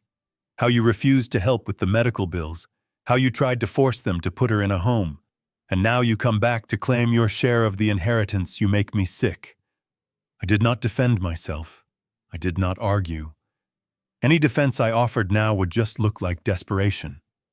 I needed them to hate me. I needed the tension in the room to be so thick you could cut it with a knife. The higher the pedestal they put Leonard on, the harder he would fall. "I am sorry you feel that way, Bob," I said quietly. He scoffed and turned away, marching back to his seat to whisper more poison into Aunt Martha's ear. I could feel the hatred radiating from the room. It was a physical weight pressing down on my shoulders. They wanted me to be the villain. Fine. I would be the villain. For 10 more minutes. The string quartet stopped playing. The silence that descended on the room was heavy and suffocating. The funeral director, a somber man in a tailcoat, stepped forward to the microphone. He welcomed everyone and spoke about the sanctity of life and the tragedy of loss. He spoke about Mom as if he knew her, reciting generic platitudes that could have applied to anyone. It was hollow. It was meaningless. And now he said, looking toward the back of the room, "I would like to invite Leonard Caldwell, Evelyn's devoted son and caretaker, to share a few words." The room seemed to hold its breath. I turned slightly in my seat. Leonard was walking down the aisle. He moved slowly as if the weight of his grief was too much to bear. He stopped at Beatrice's row and squeezed her hand. She looked up at him with tragic adoration. It was sickening. He walked past me. He did not look at me. He kept his eyes fixed on the podium on the prize. He stepped up to the microphone and gripped the sides of the lectern as if he needed it to hold himself up. He looked out at the crowd, at the sea of faces that looked back at him with sympathy and love. He took a shaky breath. He looked down at his notes. He looked confident. He looked like a man who believed his own lie. He thought the hard part was over. He thought the money was his. He thought the brother in the front row was defeated. I reached into the inside pocket of my jacket and touched the cool metal of the phone. I was ready. The video file was cued. The connection to the large projector screen behind the casket, which was currently displaying a slideshow of old family photos, was established. Leonard cleared his throat. "Mom was the light of my life," he began, his voice breaking perfectly on the last word. I sat back in my chair and crossed my legs. "Go ahead, Leonard. Speak. Tell them your story. Because in about 5 minutes, the dead are going to speak back, and they are going to have a lot to say." Leonard gripped the sides of the wooden podium so hard that his knuckles turned white. He looked out at the sea of black-clad mourners, his eyes glistening with tears that I knew were summoned on command. He took a deep, shuddering breath, the sound amplified by the microphone echoing through the silent room, like a theatrical sigh. He was playing the role of the grieving martyr, the dutiful son left behind to pick up the pieces, and the audience was eating it up. I could see Aunt Martha nodding sympathetically in the second row, clutching a tissue to her chest. I could see the neighbors dabbing their eyes. They saw a broken man. I saw a desperate gambler trying to bluff his way through the most important hand of his life. Mom was a saint. Leonard began, his voice thick with emotion. She was the bedrock of this family. When our father passed, she held us together. She gave us everything she had, even when she had nothing left to give. And in her final years, when her mind started to fade, when the darkness of dementia began to steal her away from us, it was my honor, my absolute privilege, to be her light. He paused for effect, looking down at his shoes, as if overwhelmed by the memory. It was not easy, he continued, lifting his head to look directly at the crowd. There were nights when she did not know my name. There were nights when she screamed in fear. There were the doctors, the medicines, the daily struggle to keep her comfortable, to keep her safe. I gave up my career. I gave up my social life. I gave up everything to ensure that Evelyn Caldwell knew she was loved every single second of every single day.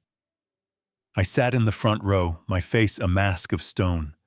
Inside, my blood was boiling. He was describing a sacrifice he never made. He was describing a devotion he never felt. He had not given up his career. He had been fired for embezzlement. He had not given up his social life. He was out gambling while Mom sat alone in her room. And he certainly had not kept her safe. He had driven her into the darkness and left her there. But I did it gladly, Leonard said, his voice rising in volume. Because that is what family does. Family shows up. Family stays. Family does not run away when things get hard. He turned his head slowly. His eyes locked onto mine. The sorrow in his expression vanished, replaced by a cold, sharp accusation. The entire room followed his gaze. 100 pairs of eyes landed on me. I could feel their judgment. It was a physical weight, heavy and suffocating. "It breaks my heart," Leonard said, pointing a shaking finger at me, "that not everyone in this room understands that duty. It breaks my heart that when Mom needed support the most, when she was crying out for her family, she only had me. My brother Gary was not there." The room erupted in whispers.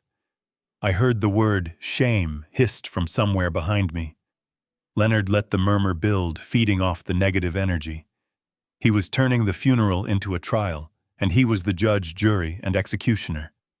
"Gary," Leonard said, addressing me directly now, You built bridges in New York while I built a home for Mom here. You sent checks cold and impersonal, thinking that money could replace love. Well, I have news for you. Mom did not want your money. She wanted her son, and you were not there. You abandoned her. He reached into his jacket pocket and pulled out the folded document. The waiver. He held it up for everyone to see. And now you come back, Leonard sneered. Now when the work is done. Now when there is nothing left to do but count the assets. You come back here sitting in the front row, wearing your expensive suit, acting like you have a right to grieve. You do not have that right, Gary. You lost it the day you stopped calling. You lost it the day you decided your career was more important than your mother. He walked down the steps of the podium, closing the distance between us. He stood right in front of me, looming over my chair. He thrust the paper toward my chest. You do not deserve to be Mom's son, he spat loud enough for the back row to hear. You do not deserve to be here. If you have a single shred of decency left in your body, if you have any respect for her memory at all, you will sign this paper. You will admit that you have no claim on this family. Sign it, Gary. Sign it and leave so those of us who actually loved her can say goodbye in peace.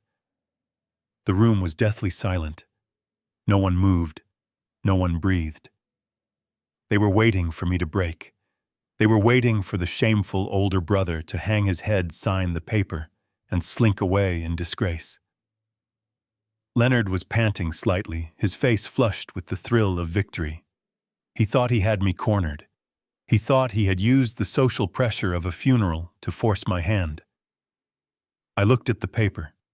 Then I looked at Leonard. I saw the fear behind his arrogance. I saw the desperate need for that signature. I stood up slowly. My knees did not shake. My hands did not tremble. I buttoned my jacket with deliberate precision. I looked Leonard in the eye, and for the first time he flinched. He saw something in my expression that he did not expect. He expected shame. What he saw was calm. Terrifying, absolute calm. I reached out and took the paper from his hand. Leonard smiled, a small, triumphant twitch of his lips. He thought he had won. Then I walked past him. I walked up the 3 steps to the podium. The microphone was still live. I could hear the hum of the speakers. I placed the paper on the wooden stand. I did not sign it. I just left it there. I gripped the microphone. I looked out at the crowd. I looked at Aunt Martha, who was now frowning in confusion. I looked at Uncle Bob, who had his arms crossed. I looked at the loan sharks standing by the exit, looking bored. You are right, Leonard, I said. My voice was steady, deep, filling every corner of the room. I turned to look at him. He was standing in the aisle, looking confused. I was not there, I continued. I was not there when Mom needed her medicine. I was not there when she needed her meals. And I was certainly not there 3 nights ago. Leonard's face went pale. He took a half step back. He knew where I was going, but he could not stop it. I was not there to protect her, I said. And for that I will carry the guilt for the rest of my life. You painted a picture of a devoted son, Leonard. You told everyone here that you held her hand as she slipped away. You told us she died peacefully in her bed. I paused. I let the silence stretch until it was painful. But that is the thing about stories, Leonard. They only work if everyone agrees to believe them. And I do not believe you. Gary, what are you doing? Leonard hissed, stepping forward. Sit down. You are embarrassing yourself. I ignored him. I looked back at the crowd. My brother says I am here for the money. He says I am here to take what isn't mine. He is wrong. I did not come here to inherit a house. I did not come here to claim a bank account. I looked directly at the closed casket. I came here because my brother is a liar. Gasps rippled through the room. Beatrice stood up, screeching. How dare you? This is a funeral. Have some respect, I looked at Beatrice. Respect, I asked. Is it respectful to sell a woman's home while she is still warm? Is it respectful to throw her memories in the trash? I turned back to Leonard. He was shaking his head, his eyes wide with panic. You said I wasn't there when she died, Leonard. I said, my voice dropping to a dangerous whisper. And you are right. Because she didn't die. The confusion in the room turned into chaos. People were standing up. Voices were raised. She is dead, Leonard screamed, losing all control. I saw her, the doctor saw her. She is in the box, I smiled. It was the smile of the engineer who had just watched the demolition charges detonate perfectly. No, Leonard, I said. She is not in the box is empty, just like your soul. I raised my hands. I looked at the double doors at the back of the room. You said I wasn't here to save her, I said into the microphone. But I am here to bring her back. I clapped my hands together. Once. The sound was sharp like a gunshot. Twice. 3 times. The heavy oak doors at the back of the chapel burst open with a loud crash, slamming against the walls. The sunlight from the lobby flooded into the dim room, blinding everyone for a second. And then a silhouette appeared in the doorway. A wheelchair. And sitting in it, wearing a royal blue dress, was the woman who was supposed to be in the casket. The heavy oak doors bounced off the walls, the sound echoing like a thunderclap in the silent sanctuary. For a heartbeat, time seemed to stand still. Dust motes danced in the shaft of sunlight that cut through the gloom of the funeral home, illuminating the figure in the doorway like an angel of vengeance. The nurse, Brenda, stepped forward, pushing the wheelchair with a steady, purposeful rhythm. And there, sitting upright, wearing her best royal blue dress and the pearl necklace my father gave her on their 30th anniversary, was Evelyn Caldwell. She was not a memory. She was not a ghost. She was flesh and blood, her silver hair catching the light, her eyes scanning the room with a mixture of confusion and heartbreak. The air in the room seemed to be sucked out all at once. The gasps that followed were not the polite, stifled sounds of mourning. They were wet, guttural sounds of pure, unadulterated shock. A woman in the 3rd row fainted, slumping sideways into her husband's lap. Aunt Martha stood up, her hand clamped over her mouth, her eyes bulging as if she were witnessing a resurrection from the Bible. But my eyes were fixed on one person. Leonard. My brother was standing on the podium, gripping the microphone stand, as if it were the only thing keeping him tethered to the earth. His face, which moments ago had been flushed with the arrogance of his performance, drained of color so fast it was terrifying to watch. He turned a shade of gray that reminded me of wet cement. His mouth opened and closed like a fish pulled from the water, but no sound came out. He was looking at the woman he had left on a curb to die, and his brain simply could not process the reality that she had returned to haunt him. Beatrice was the first to break the silence. She let out a scream that was thin and piercing, a sound that grated on the nerves like fingernails on a chalkboard. It wasn't a scream of relief. It was a scream of terror. She scrambled backward over the pew, tripping over her own high heels, knocking over a vase of white lilies. The water spilled across the carpet, soaking into the plush fabric, but she didn't care. She was looking at Mom as if she were a monster from a nightmare. "It is a ghost," Beatrice shrieked, pointing a shaking finger. "Oh God, Leonard, it is her ghost!" I stood calmly near the casket, watching the chaos unfold with the detached satisfaction of an engineer watching a controlled demolition. The nurse continued to push Mom down the center aisle. The wheels of the chair squeaked softly on the floor. Squeak, squeak, squeak. It was the sound of judgment approaching. Leonard finally moved. He took a stumbling step backward away from the approaching wheelchair. His eyes were wide, the pupils blown into black saucers of panic. He was shaking his head violently, muttering to himself. "No," he whispered. "No. I saw the report. It is not possible. You are dead.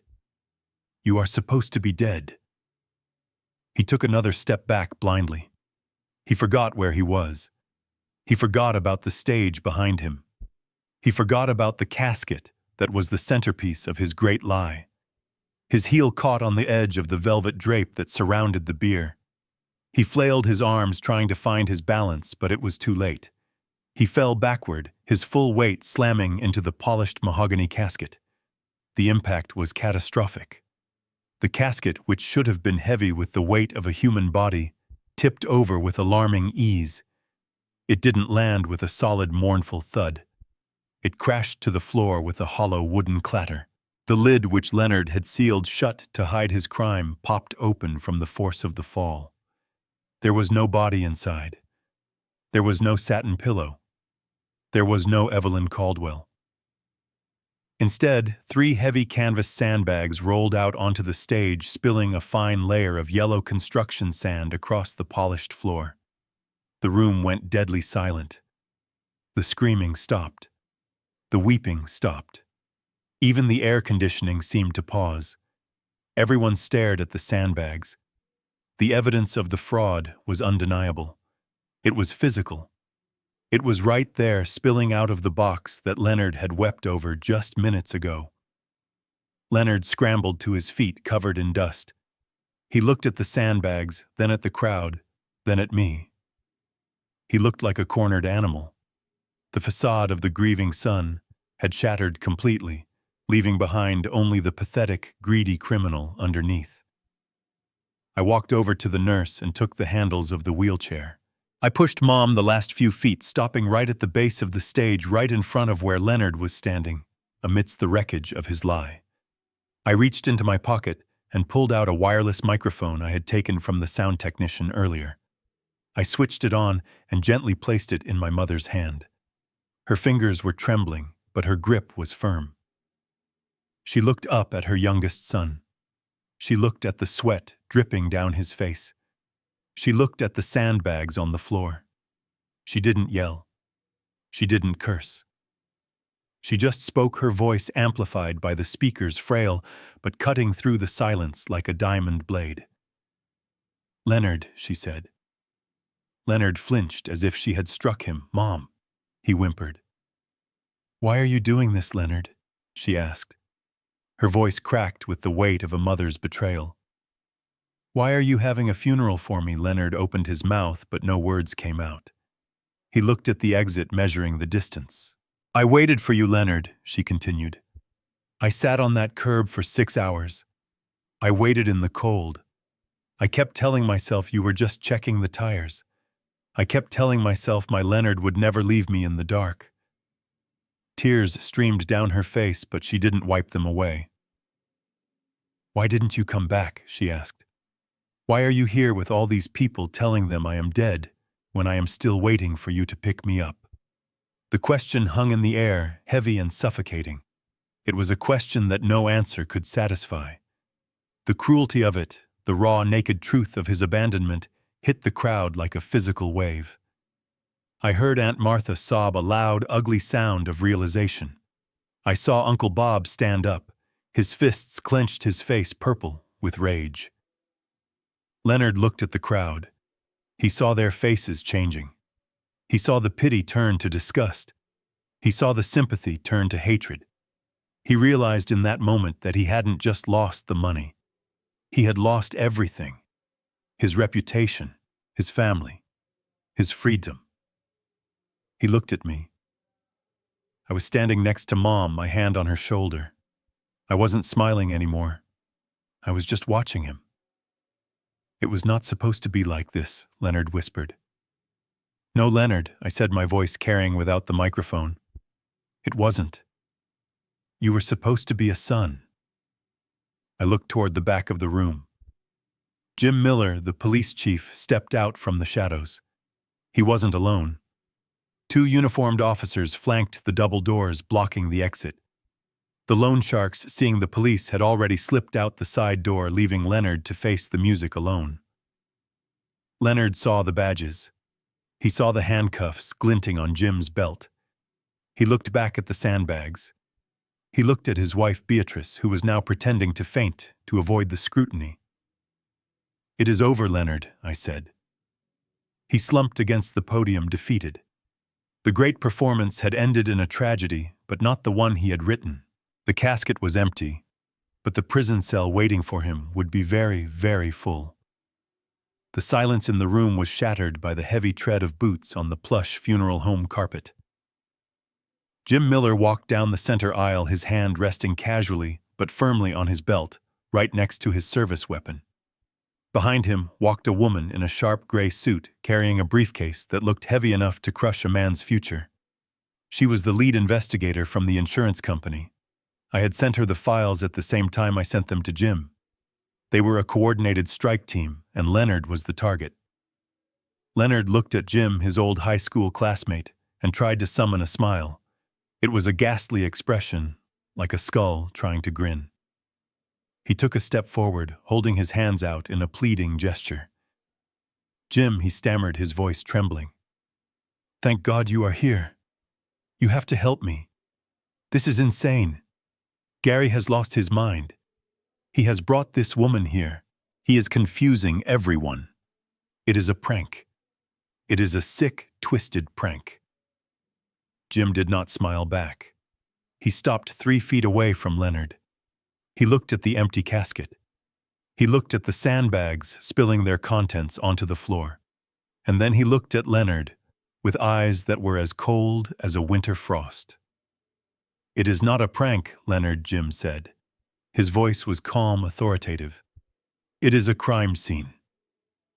Leonard laughed, a high-pitched, hysterical sound that bounced off the walls. "Crime. What crime? I made a mistake, Jim. A clerical error. The hospital called me. They said she was dead. I acted on the information I had. I was grieving. You cannot arrest a man for grieving." The woman in the gray suit stepped forward. She didn't look at Leonard with pity. She looked at him like he was a column of numbers that didn't add up. "Mr. Caldwell," she said, "I am Agent Reynolds from National Life Insurance.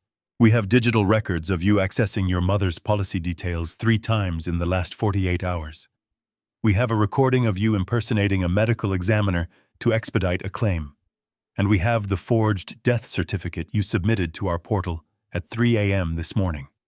That is not grief, Mr. Caldwell. That is wire fraud. That is insurance fraud. And since the amount exceeds $100,000, that is a Class 1 felony." Leonard's face twitched. He looked for an escape route. He looked at the side door, but the 2 deputies were blocking it, their arms crossed.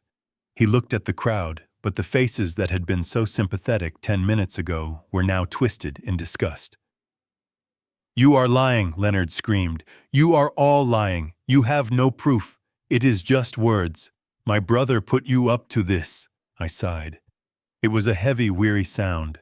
I stepped closer to the podium. I still held the remote control for the projection screen in my hand. "You want proof, Leonard?" I asked. I pointed the remote at the screen behind him. The slideshow of family photos disappeared. The screen went black for a second, and then a video file began to play. It was grainy black and white footage. The timestamp in the corner read Tuesday, 11:42 p.m. It was the security feed from the gas station 200 miles away. The camera angle was wide, showing the dark parking lot and the edge of the woods. The room watched in horrified silence. On the screen, Leonard's car pulled into the frame. He got out. He walked around to the passenger side. He opened the door and pulled a frail figure out of the seat. It was Mom. She was wearing her nightgown. She looked confused. The video showed Leonard pointing toward the woods. It showed him getting back into the car. It showed Mom reaching for the door handle, trying to get back in. And then it showed the car speeding away, leaving an old woman alone in the dark, her hands reaching out for a son who was leaving her to die. A collective gasp ripped through the room. Someone in the back row shouted, "You monster!" I pressed a button, and the audio from the bug I planted under the coffee table began to play over the speakers. Leonard's voice filled the room loud and clear. "She is dead to me anyway," the recording played. Once I get the check on Tuesday, we go to Florida. Who cares if they find the body later? They will never trace it back to us. She is just a Jane Doe now." Leonard stood frozen. The color had drained from his face so completely he looked transparent. The evidence was overwhelming. It was visceral. It stripped him naked in front of the entire town. I looked over at the side exit. The two men I had seen on the porch the night before the loan sharks were standing there. The big one, the man with the knife, looked at Leonard. He didn't look angry. He looked disappointed. He shook his head slowly, a gesture of finality. He knew he was never getting his money. He knew Leonard was damaged goods. He turned to his partner, muttered something, and they slipped out the door before the police could notice them. Leonard saw them leave, and in that moment he knew it was truly over. The protection of the money was gone. The protection of the lie was gone. Jim Miller pulled a pair of handcuffs from his belt. The metal clicked ominously. "Leonard Caldwell," Jim said. "You are under arrest for attempted murder, kidnapping, fraud, and elder abuse." Leonard scrambled backward, tripping over the sandbags. He fell hard onto the floor, kicking his legs like a child having a tantrum. "No," he screamed. Beatrice, tell them you helped me. You planned the Florida trip." Beatrice, who had been trying to inch her way toward the door, froze. Every head turned to her. She looked at her husband on the floor, and her survival instinct kicked in. "Me!" she shrieked. "I did not do anything. He forced me. I was scared of him. He is crazy." Leonard's eyes bulged. "You liar," he howled. "You spent the money. You bought the tickets." Jim didn't wait for them to finish their domestic dispute. He hauled Leonard up by his collar and spun him around. He slammed Leonard against the empty casket. The sound of the handcuffs ratcheting shut was the sweetest sound I had ever heard. "You have the right to remain silent," Jim recited, though Leonard was doing anything but remaining silent. He was sobbing now. Ugly, snot-nosed sobs. He looked at Mom, who was still sitting in her wheelchair, watching him with tears in her eyes. "Mom," he wailed. "Mom, tell them to stop. I am your son. I am your baby." Mom looked at him. She didn't look away. She didn't hide. She looked at the man she had given birth to, the man she had raised, the man who had tried to erase her existence for a payout. "You are not my son," she said softly, but in the silence everyone heard it. "My son would never leave me in the dark." Jim and the deputies dragged Leonard down the aisle. He fought them every step of the way, his heels dragging on the carpet, his screams echoing off the vaulted ceiling. He passed by me. He looked into my face, searching for some hint of mercy, some hint of the brotherly bond we used to share. "Gary," he begged. "Gary, please. Do something." I looked at him. I looked at the man who had mocked me for being an engineer, the man who had called me weak, the man who had underestimated the structural integrity of the truth. "I did do something, Leonard," I said calmly. "I fixed the problem." They dragged him out the double doors. The screaming faded as they shoved him into the back of a squad car outside. The flashing blue lights of the police cruisers washed over the room, through the stained glass windows, painting everyone in a cold, rhythmic light. I stood there in the center of the chaos. People were crying. Beatrice was being handcuffed by another deputy as she screamed about her rights. The insurance agent was seizing the files on the podium. I felt a hand on my arm. I looked down. It was Mom. She was reaching for me. "Is he gone?" she asked. "Yes, Mom," I said. "He is gone." I didn't feel happy. I didn't feel triumphant. Revenge isn't sweet.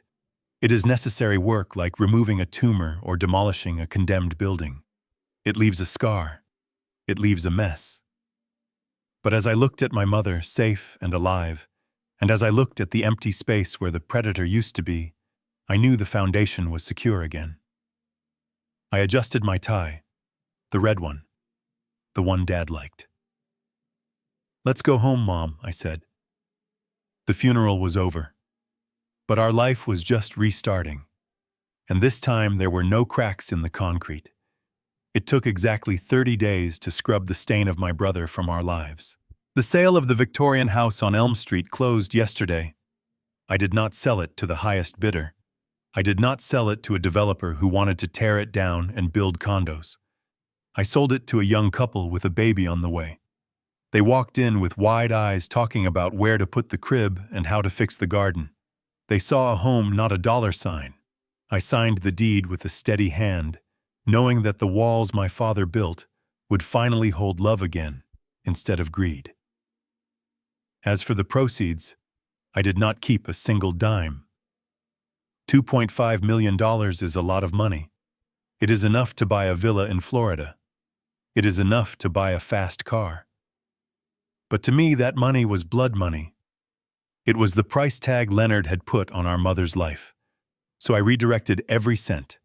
I sat down with Rachel Vance and we drafted the charter for a new nonprofit organization. We called it Evelyn's Hope. The mission is simple. We provide legal and financial assistance to elderly people who have been abandoned or exploited by their families. We hire investigators to find the lost. We hire lawyers to fight the greedy. And we build safe havens, real homes with warm beds and hot meals so that no mother ever has to sit on a curb in the middle of the night wondering why her son left her behind. Beatrice did not fare so well. I heard through the grapevine that she is filing for bankruptcy. Apparently, she was so confident in Leonard's scheme that she spent every penny she had on designer luggage and a deposit for that condo in Boca Raton. When the insurance money did not come and when I evicted her from the house to prepare it for sale, the house of cards collapsed. She called me once begging for help. She said she was family. She said she had nowhere to go. I told her that she was young and healthy and that she should try getting a job. Then I blocked her number. Cruelty is a matter of perspective. To her, I was a monster. To me, I was just balancing the scales. Mom and I moved into a ranch-style house in a quiet suburb about 20 minutes away. It has no stairs. It has big windows that let in the sunlight. And most importantly, it has a garden. Mom spends her mornings there now. The doctors said the trauma might make her regress, that the dementia might get worse. But the opposite happened. Being safe, being truly seen and cared for brought her back to me. She still has bad days, of course. She still forgets where she put her glasses, but she never forgets who I am. This morning, the postman delivered a letter. The envelope was plain white, stamped with the seal of the state penitentiary. The handwriting was jagged and desperate. It was from Leonard. I stood by the fireplace in the living room, listening to the crackle of the birch logs. I held the letter in my hand. I did not open it. I did not need to read it to know what it said. I knew the script. He would apologize. Turned.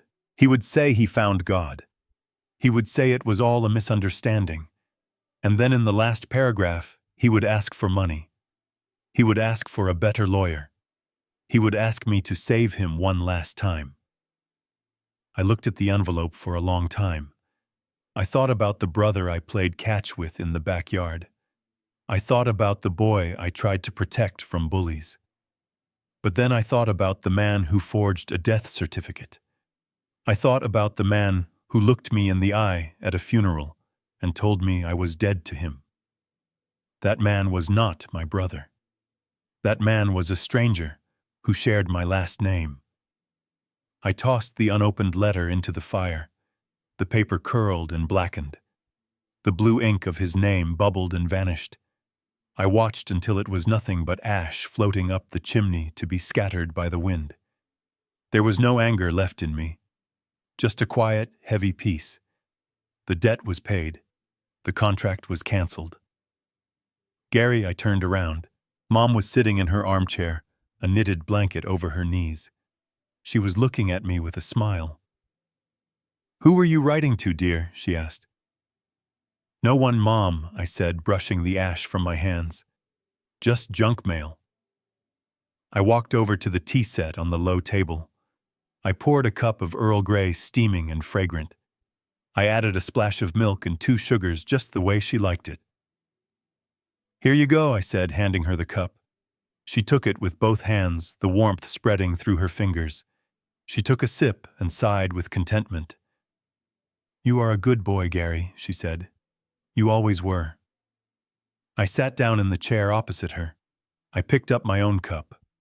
The house was quiet. The fire was warm. The nightmare was over. "I am just your son, Mom," I said. And for the first time in a long time, that was enough. 6 months have passed since that quiet evening by the fire. The seasons changed, the snow melted, and spring arrived, bringing with it a new kind of construction project. You see, an engineer never truly retires.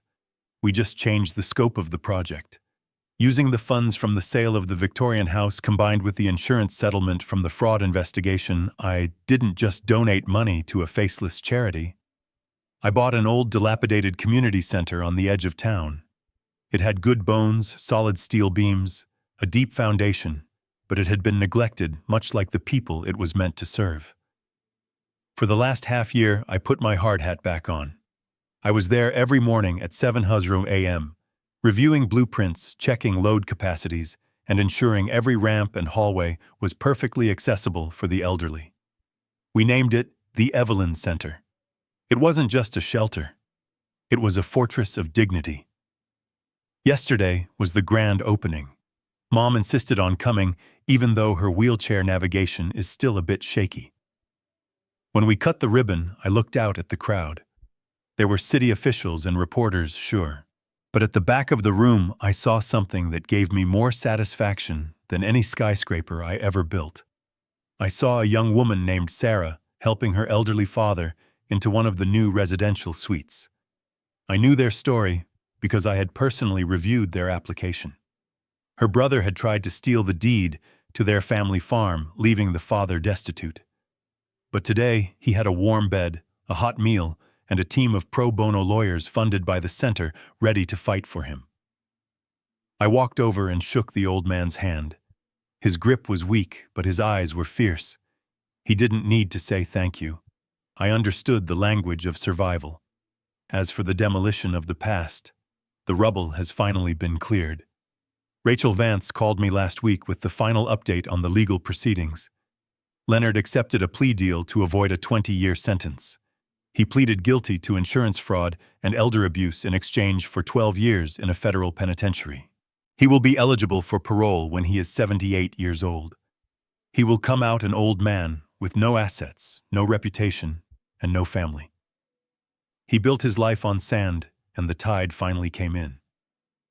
And Beatrice. The last I heard, the Queen of Boca Raton was working double shifts at a diner near the interstate to pay off her credit card debt. I stopped by there once, not to mock her, but just to see if it was true. I sat in a booth in the corner, ordered a coffee, and watched her work. She looked tired. She looked humbled. She didn't see me, and I didn't make my presence known. I left a $100 tip on the table and walked away. It wasn't charity. It was severance pay. Tonight the house is quiet again. I am sitting at my drafting table sketching a new design for a garden gazebo Mom wants in the backyard. She says she wants a place to watch the birds without the sun in her eyes. I am calculating the wind load and the angle of the roof with the same precision I used for suspension bridges. Some people say that once a structure is broken, it is never as strong as it was before. As an engineer, I can tell you that is a lie. If you clear the rot, pour fresh concrete, and reinforce the stress points, the new structure can withstand storms that would have leveled the old one. I put down my pencil and look out the window. Mom is there pointing at a cardinal in the tree, laughing at something the nurse said. The foundation is solid. The cracks are sealed. The building is safe. And for the first time in 40 years, I can finally put down my tools and rest. This story is a brutal reminder that the title of family is earned, not inherited. We often cling to toxic relationships because we share DNA, believing that blood obligates us to tolerate abuse, manipulation, and betrayal. But true family is defined by action, by care, and by loyalty. Garrison showed us that standing up for the vulnerable sometimes means cutting ties with those who harm them, even if they are your own flesh and blood. Protecting your peace and the dignity of your loved ones is the highest form of duty. Never set yourself on fire to keep someone else warm, especially if they are the ones holding the match. If this story moved you, or if you have ever had to make a tough choice to protect a loved one, please hit the like button and subscribe to the channel. It helps more than you know. And I want to hear from you. Tell me in the comments, at what point would you have drawn the line if you were in Gary's shoes? I read every single comment. Thank you for listening. And until the next story, stay safe and keep your foundations strong.